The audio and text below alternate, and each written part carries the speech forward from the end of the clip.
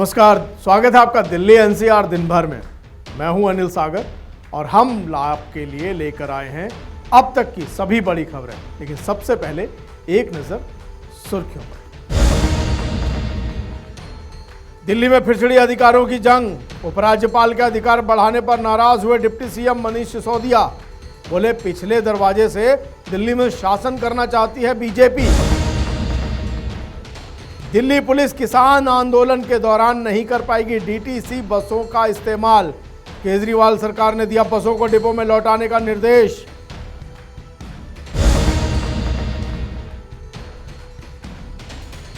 CM Kejriwal ने launch किया switch Delhi अभियान। इलेक्ट्रॉनिक वाहनों की खरीद पर सब्सिडी दे रही है सरकार।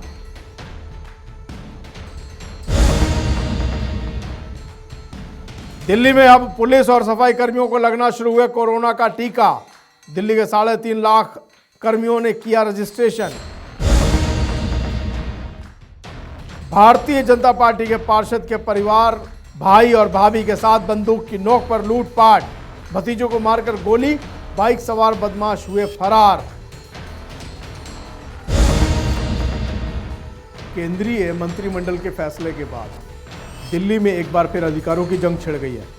मामला यह है कि भारत सरकार ने एक संशोधित बिल करने की तैयारी की है और अब मंत्रिमंडल ने फैसला ले लिया है और उसके बाद उपराज्यपाल के कुछ अधिकार हैं जो बढ़ जाएंगे।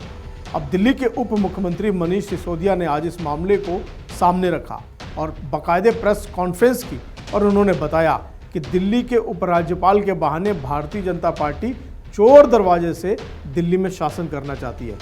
पूरा मामला क्या है, आपको ये बारीकी से समझना चाहिए। इस खबर में देखते हैं। आज कुछ मीडिया रिपोर्ट्स के माध्यम से पता चला है कि केंद्र सरकार ने कल चुपचाप बहुत ही गोपनीय तरीके से दिल्ली में चुनी हुई सरकार के जो मुख्यमंत्री होते हैं, मंत्री होते हैं, चुनी हुई सरकार के मुख्यमंत्री और मंत्री के अधिकार कम करके उनको छीन के एलजी को देने का एक कानून पास किया है कल कैबिनेट ने। दिल्ली की सरकार को बनाने का जो कानून है, जिसे जेएनसीटी एक्ट कहते हैं, उसमें बदलाव करके केंद्र सरकार अब एलजी को इतनी पावर देने जा रही है कि वो दिल्ली की चुनी हुई सरकार के काम रोक सकें। दिल्ली की चुनी हुई सरकार के पास अब निर्णय लेने की शक्ति नहीं होगी, वो एलजी के पास होगी। एलजी का मतलब है केंद्र सरकार के पास होगी, केंद्र की बीजेपी की सरकार के पास में होगी। स्टेट गवर्नमेंट जिसको जनता चुनती है, दिल्ली की जनता चुनती है, उसके पास में अब डिसीजन लेने की पावर नहीं होगी। और बहुत ही गोपनीय तरीके से, बहुत चुपचाप खुफिया तरीके से कल इन्होंने ये कैबिनेट में कानून लेके आए और उसको पास किया। केंद्र सरकार का जो ये कदम है वो लोकतंत्र में लोकतांत्रिक तरीके से जनता द्वारा चुनी गई सरकार की पावर कम करने का जो कदम है, ये लोकतंत्र की आत्मा के खिलाफ तो है ही है, ये संविधान के भी खिलाफ है। संविधान में साफ साफ लिखा हुआ है कि दिल्ली में एक चुनी हुई सरकार होगी और उसके पास में 3 सब्जेक्ट को छोड़ के सारे काम पर 3 मुद्दों को छोड़ के पुलिस, जमीन एंड पब्लिक ऑर्डर, इन 3 चीजों को छोड़ के दिल्ली की चुनी हुई सरकार, दिल्ली की चुनी हुई विधानसभा सारे मसलों पर निर्णय ले सकेगी और सारे मसलों पर गवर्नमेंट चला सकेगी। इस बात को 2015 में सबको याद होगा कि किस तरह से तब बीजेपी की चुनी हुई सरकार ने एलजी के माध्यम से मनमाने तरीके से संविधान में लिखे होने के बावजूद इंटरप्रिटेट किया कि नहीं, सेंट्रल गवर्नमेंट चलाएगी दिल्ली की सरकार को।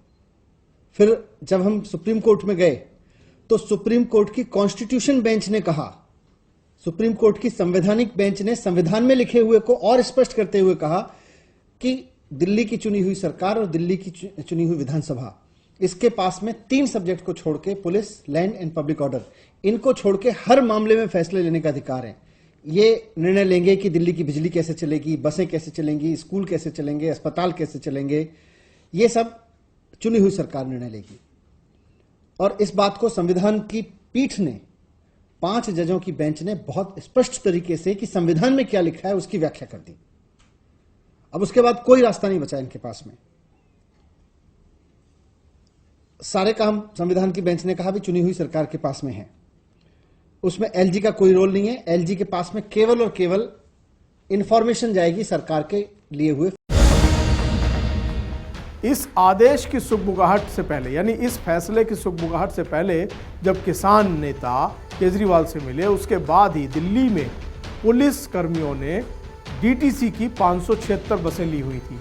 वो बसें आपने देखी होंगी कि वो अलग अलग जगहों पर पुलिस कर्मियों को लाने ले जाने का काम कर रही थी और कई जगह पर खड़ी हुई दिखाई दे रही थी।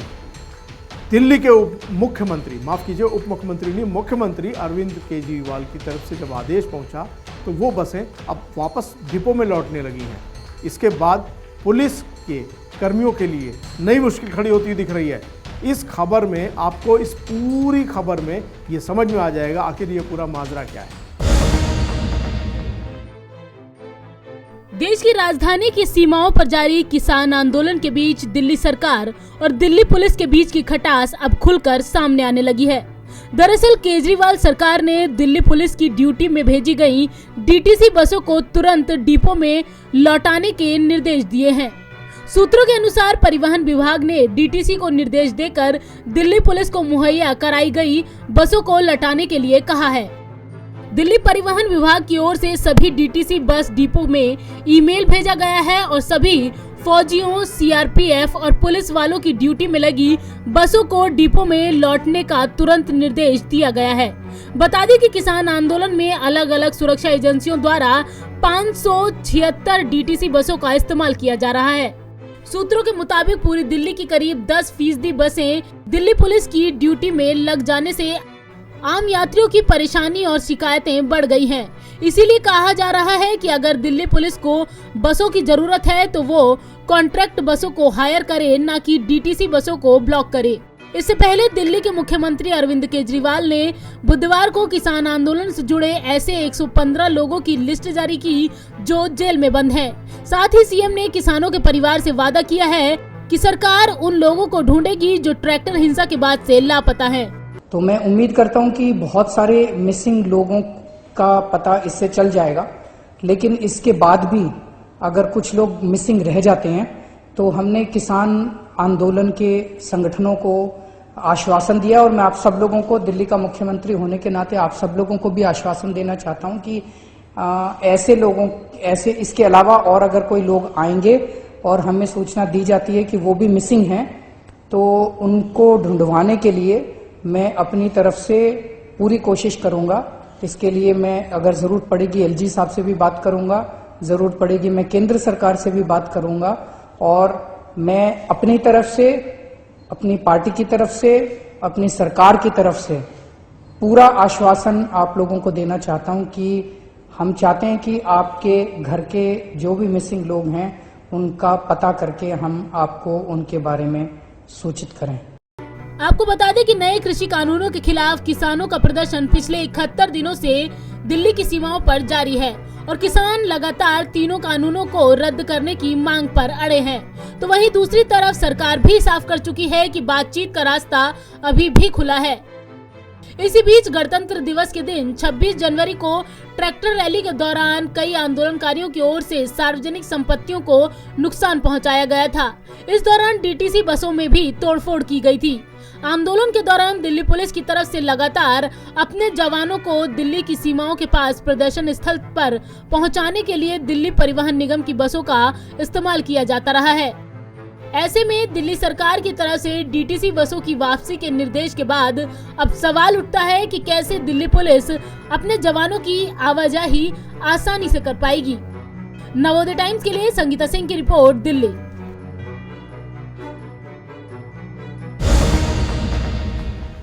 दिल्ली वासी इलेक्ट्रिक व्हीकल खरीदें और वो जगह जगह पर रिचार्ज भी कर सकते, यानी उनको चार्ज किया जा सकेगा। इसके लिए अब अवेयरनेस कैंपेन शुरू की जा रही है, अभियान शुरू किया जा रहा है, स्विच अभियान। इलेक्ट्रॉनिक व्हीकल पर आप अपना व्हीकल स्विच कर सकें, इसके लिए मुख्यमंत्री अरविंद केजरीवाल ने आज बजाबता एक अभियान शुरू किया।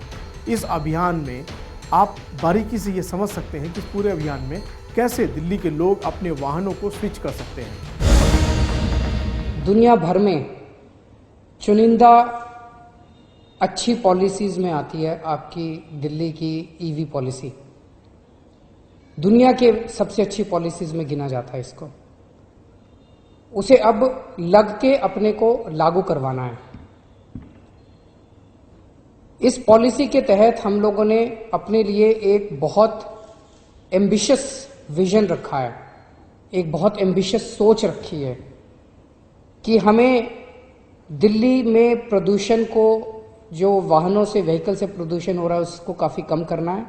और हमारा टारगेट है, हमारा विजन है कि 2024 तक दिल्ली में जितने भी व्हीकल्स खरीदे जाते हैं उसमें कम से कम 25% व्हीकल जो हैं वो ईवी, इलेक्ट्रिक व्हीकल्स होने चाहिए।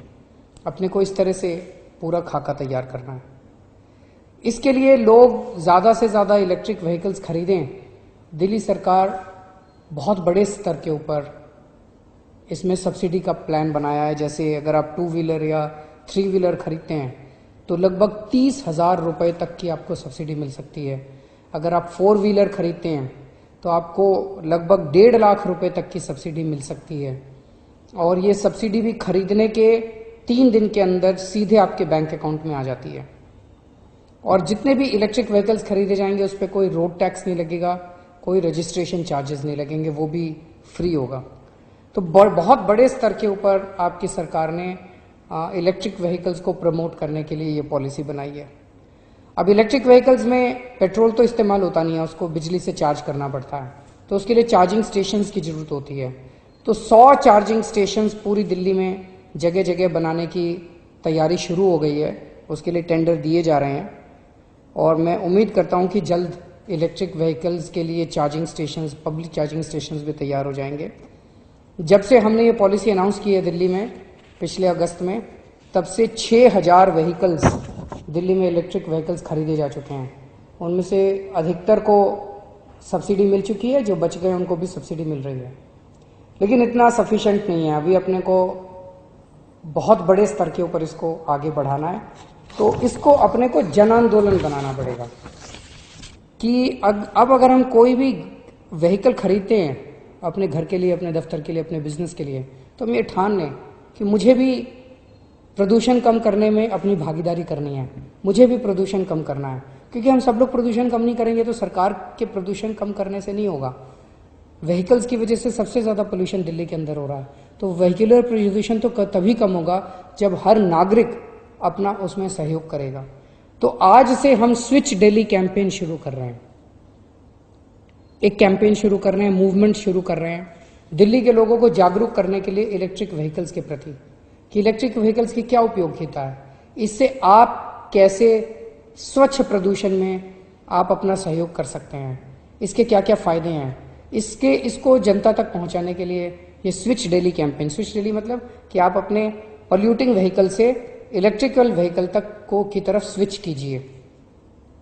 तो आज मैं दिल्ली के अपने सभी निवासियों से अपील करता हूं, जितने लोग दिल्ली में हैं, कि आप लोग इस कैंपेन में हिस्सा लीजिए, आप भी जागरूकता फैलाइए और आप लोग भी ये प्रण लीजिए कि अगली बार जब भी आपको खरीदना पड़े व्हीकल तो आप इलेक्ट्रिक व्हीकल खरीदेंगे, प्रदूषण कम करने वाला व्हीकल खरीदेंगे।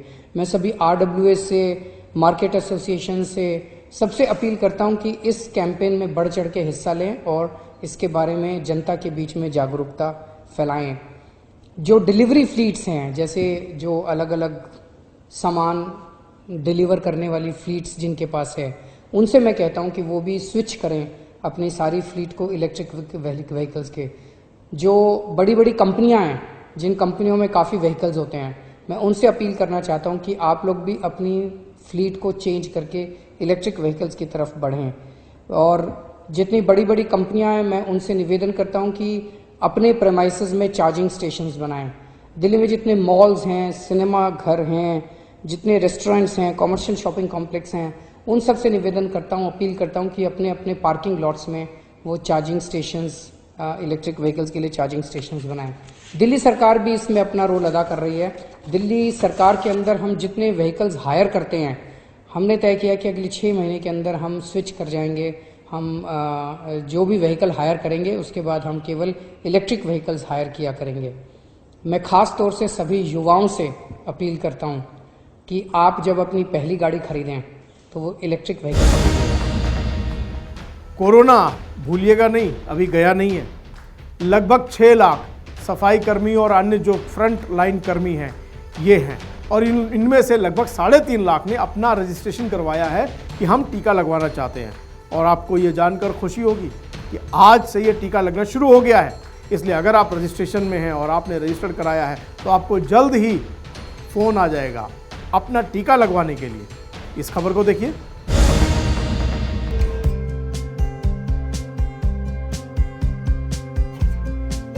दिल्ली में आज से पुलिस और सफाई कर्मियों समेत अग्रिम मोर्चे पर तैनात कर्मियों को कोविड-19 टीके लगाए जाएंगे। एक अधिकारी ने बताया कि दिल्ली में अग्रिम मोर्चे पर तैनात कर्मियों की संख्या लगभग 6 लाख है, जिनमें से 3.5 लाख कर्मियों ने टीका लगवाने के लिए रजिस्ट्रेशन किया है। उन्होंने कहा कि शेष कर्मियों का पंजीकरण किया जा रहा है। अधिकारियों ने मंगलवार को कहा था कि दिल्ली में अब सप्ताह में 4 दिन के बजाय 6 दिन कोरोना का टीका लगाया जाएगा। टीकाकरण केंद्रों की संख्या को भी 106 से बढ़ाकर 183 कर दिया गया है। बता दें कि अभी देश भर में कुल 41,38,762 लोगों को कोरोना वैक्सीन लगाई जा चुकी है। वहीं दिल्ली में हफ्ते में 4 दिन के बजाय अब 6 दिन कोरोना वायरस का टीका लगाया जाएगा। पहले बुधवार, शुक्रवार और रविवार को टीकाकरण नहीं होता था। अब हफ्ते में 6 दिन टीकाकरण अभियान चलेगा। राष्ट्रव्यापी कोरोना वायरस टीकाकरण कार्यक्रम के तहत सबसे पहले स्वास्थ्य कर्मियों को टीका लगाया गया था। अब पुलिस और सफाई कर्मियों को इसकी खुराक दी जाएगी। फिलहाल देश भर में अभी तक कोरोना संक्रमण का कुल आंकड़ा बढ़कर 1,07,77,000 के पार पहुंच गया है। वर्तमान में 1,60,000 से ज्यादा कोरोना संक्रमितों का इलाज किया जा रहा है। अभी तक 1,04,62,000 से ज्यादा कोरोना संक्रमितों का इलाज सफल रहा। वहीं देश में कोरोना संक्रमण से 1,54,000 से ज्यादा लोगों की मौत हो चुकी है। दूसरी तरफ दिल्ली में कोरोना वायरस की संक्रमण दर 0.26% हो गई। सक्रिय कोरोना मरीजों की दर 0.19% है। रिकवरी दर 98.1%। अब तक की सबसे बड़ी दर है। सक्रिय मरीजों की संख्या 1208 हुई। होम आइसोलेशन में 440 मरीज हैं। दिल्ली में बुधवार को समाप्त 24 घंटों में 6 मरीजों की मौत हुई। मौत का कुल आंकड़ा 10,864 हो गया। पिछले 24 घंटों में सामने आए 150 केस। कुल आंकड़ा 6,35,481 हो गया। पिछले 24 घंटों में ठीक हुए 153 मरीज। कुल आंकड़ा 6,23,409 हो गया। इन 24 घंटों में 56,458 टेस्ट हुए। टेस्ट का कुल आंकड़ा 1,09,03,94 हो गया। कोरोना डेथ रेट 1.71% है। कंटेनमेंट जोन्स की संख्या 1,027 है। ब्यूरो रिपोर्ट, नवोदय टाइम्स, नई दिल्ली।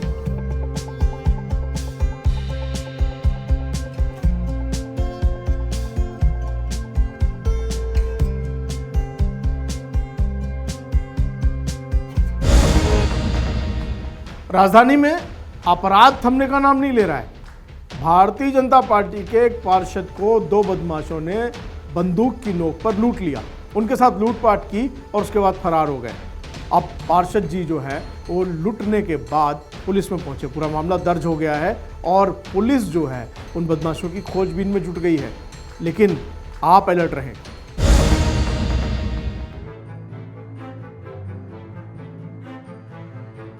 राजधानी दिल्ली में बदमाशों के हौसले किस कदर बुलंद हैं, इसकी बानगी देखने को मिली शाहदरा जिले के आनंद विहार इलाके में, जहां मोटरसाइकिल सवार बदमाशों ने बीजेपी पार्षद श्याम सुंदर अग्रवाल के भाई और उनकी पत्नी से सरेआम रोड पर लूटपाट की वारदात को अंजाम दिया।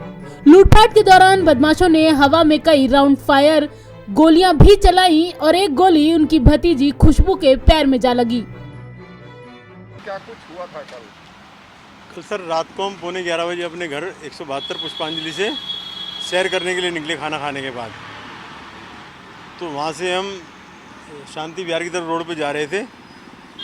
तो शांति विहार के पास जब हम लोग पहुँचे अपने घर से लगभग 1 किलोमीटर दूर, तो मेरा बेटा, मैं, मेरी वाइफ, मेरा बेटा और मेरी बेटी, हम चारों लोग जा रहे थे। तो पीछे से एक मोटरसाइकिल पे 2 लोग आए, हमें रोक के करकटुमा कोर्ट का एड्रेस पूछा पहले तो। हमने उन्हें बता दिया। इतने में पीछे वाले आदमी ने रिवॉल्वर निकाल ली। उसने लेके रिवॉल्वर तान दी कि जो भी आपके पास है सब दे दो, नहीं तो गोली मार देंगे। ये कहते उन्होंने एक हवाई फायर कर दिया। तो हमने डर के मारे जो भी था उनको सब दे दिया। तो मेरी वाइफ ने, हमारे बच्चे क्योंकि थोड़ी आगे थे, उनको आवाज़ लगा, बेटा पुलिस को फ़ोन करो, पुलिस को फ़ोन करो। इतने में हमारे बच्चे भाग के हमारी तरफ आने लगे। वो सब लूट लाट के और बच्चों की तरफ रिवॉल्वर गोली चलाते हुए भाग गए। घायल हालत में खुशबू को मैक्स अस्पताल में भर्ती कराया गया, जहां उसका इलाज जारी है। मौत का सामना कर जिंदा बची खुशबू ने दिल दहला देने वाली इस पूरी वारदात की आंखों देखी कहानी सुनाई है। हम दोनों भाई बहन आगे चल रहे थे, मम्मी पापा पीछे। तो मम्मी की चिल्लाने की आवाज़ आई। हम मुड़े तो एक काले कपड़ों के में बंदे ने पापा का कॉलर पकड़ा हुआ था। हम लोग एकदम उसकी तरफ भागे चिल्लाते हुए। तो उसने आगे वाले जो ड्राइवर था उसने हवा में गोली चलाई। तो हम रुक गए। फिर हम थोड़ा साइड से आगे आगे होते रहे, चिल्लाते रहे। तो उसने फिर नीचे की तरफ शूट किया। फिर हम लोग रुक गए कि कुछ नहीं बोलते, वरना कहीं मम्मी पापा को कुछ ना कर दे। तो जाते हुए जब वो वहाँ से निकले, उन्होंने उनकी चेन अंगूठी, पापा की चेन अंगूठी, मम्मी की अंगूठियाँ सब उतरवा ली। ठीक है, ले गए। पर वो जाते हुए मेरे भाई की तरफ शूट करके गए। तो वो 2 गोलियाँ मेरे पैर से छू के निकल गई। तो जिसमें से एक घाव थोड़ा गहरा है और दूसरा थोड़ा कम गहरा है। रघुवरपुरा वार्ड के निगम पार्षद श्याम सुंदर अग्रवाल के भाई संजीव अग्रवाल परिवार के साथ आनंद विहार इलाके के पुष्पांजलि में रहते हैं। वारदात की सूचना मिलने के बाद पार्षद फौरन मौके पर पहुंचे, पुलिस को बुलाया गया और मामला दर्ज किया गया। ये जो घटना हुई है बहुत बड़ी घटना हुई है। गोली यदि पाँव की वजह उनके कहीं और लग जाती तो किसी की जान भी जा सकती थी। बहुत ही दुख घटना है। लेकिन कल रात को डीसीपी एसएचओ यहाँ पे आए थे। उन्होंने बड़े बारीकी से बातचीत की और जो उन्होंने काम किया है, मुझे लगता है कि जल्द ही इसका नतीजा निकालेंगे। उन्होंने आश्वासन दिया कि हम जल्दी इनको पकड़ेंगे, हम उसके सुराग में लगे हैं। उन्होंने वहाँ से गोली के खोखे भी बरामद किए हैं और आसपास के सीसीटीवी कैमरे भी खंगाले हैं। मुझे विश्वास है कि वो जल्दी ही इसको संज्ञान में लेकर और जो वारदात करने वाले अपराधी हैं उनको गिरफ्तार करेंगे। इस मामले में आनंद विहार थाने की पुलिस ने लूटपाट की धारा और आर्म्स एक्ट के तहत मामला दर्ज कर लिया है। साथ ही लुटेरों की तलाश के लिए इलाके में आसपास लगे सीसीटीवी फुटेज खंगाले जा रहे हैं, ताकि इन बेखौफ बदमाशों को गिरफ्तार कर सलाखों के पीछे भेजा जा सके। दिल्ली से सुरेंद्र सिंह के साथ संगीता सिंह की रिपोर्ट, नवोदय टाइम्स।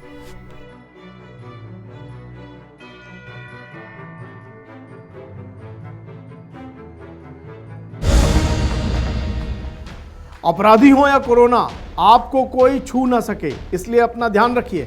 और मुझे यानी अनिल सागर को दीजिए इजाजत। ये था हमारा खास बुलेटिन। बाकी सभी खबरें आप देखते रहिए पंजाब केसरी और नवोदय टाइम्स टीवी के साथ। नमस्कार।